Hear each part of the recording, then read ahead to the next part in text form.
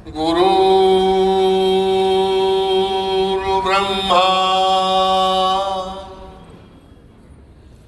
गुरुर्विष्णु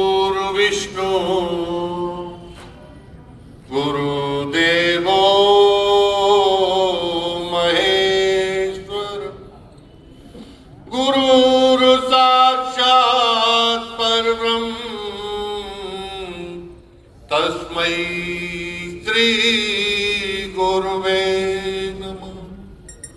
तस्मै श्री गुरुवे नमः। मंच पर उपस्थित भलारी जी महाराज, कृपा शंकर जी, ज्ञानेश्वरी दीदी जी, भागवत प्रकट प्रवक्ता सरल जी और सभी को मैं सादर प्रणाम करता हूँ। मेरे सामने जितने भी श्रोतागण, माताएं, बहनें, बाल वृंद और इस प्रांगण में जो स्कूल का प्रांगण है, टीचर, सबको प्रणाम करते हुए, ज्यादा न कहते हुए सबने सब कुछ बोल दिया है।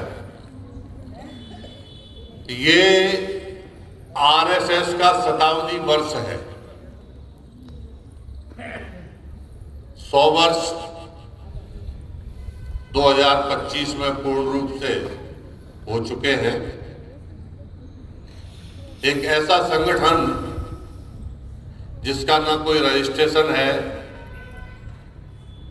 ना जिसकी किसी प्रकार की कोई संस्था है, सांस्कृतिक संगठन के रूप में इसके प्रथम पूज्य डॉक्टर हेडगेवार जी ने इसकी स्थापना की। धीरे धीरे चलते हुए अपनी राह पर बढ़ते हुए आगे बढ़ता रहा। बढ़ने के कारण इस देश में कई बार प्रतिबंध भी लगाए गए और अंग्रेजों का सहयोगी भी कहा गया। आरएसएस के विषय में 1948 में जब पाकिस्तान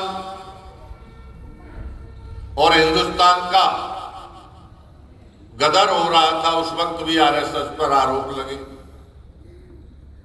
आरएसएस से जुड़ने वालों में पंडित श्यामा प्रसाद मुखर्जी, पंडित दीनदयाल उपाध्याय, मधु लिमये, इन सब लोगों ने आरएसएस के साथ मिलकर कार्य किया। आरएसएस से निकलकर कई लोगों ने मिलकर जनसंघ की स्थापना की। जनसंघ से निकलकर 1967 में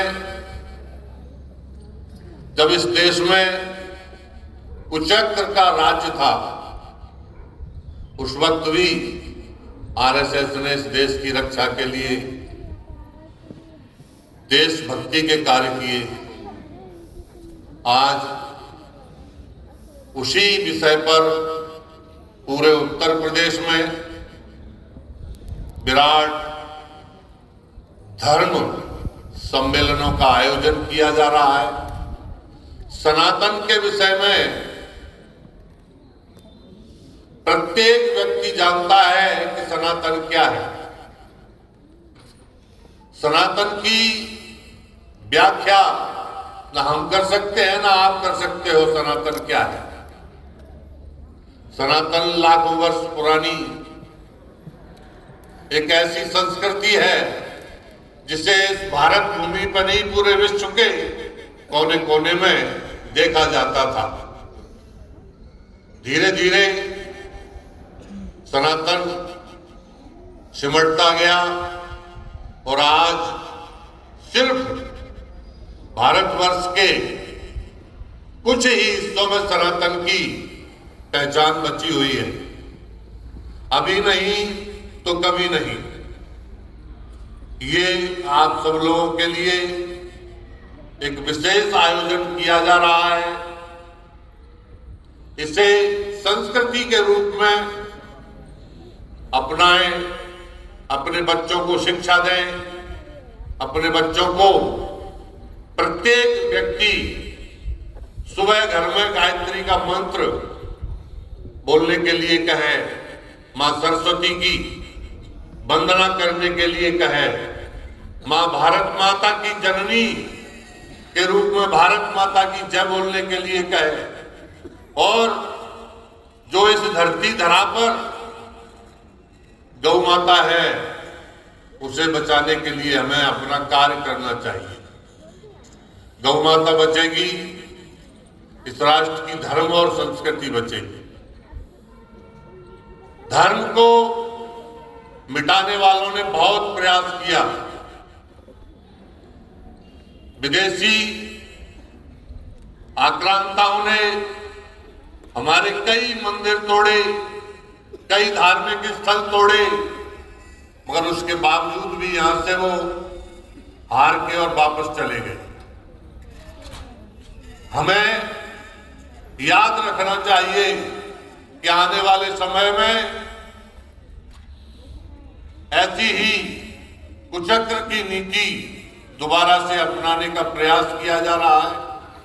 उसे मिटाने के लिए, सनातन संस्कृति को बचाने के लिए हम सबको एक होकर एक मत से भारत माता की रक्षा करने के लिए अपने प्राणों की आहुति लगाने के लिए तैयार रहना चाहिए। मैं आप सबको प्रणाम करता हूं कि आप यहाँ हम लोगों को सुन रहे हैं बड़े आनंद से, और अपनी वाणी को विराम देते हुए भारत माता की, भारत माता की, गौ माता की, गौ माता की, गंगा मैया की, गंगा मैया की, गीता भागवत की।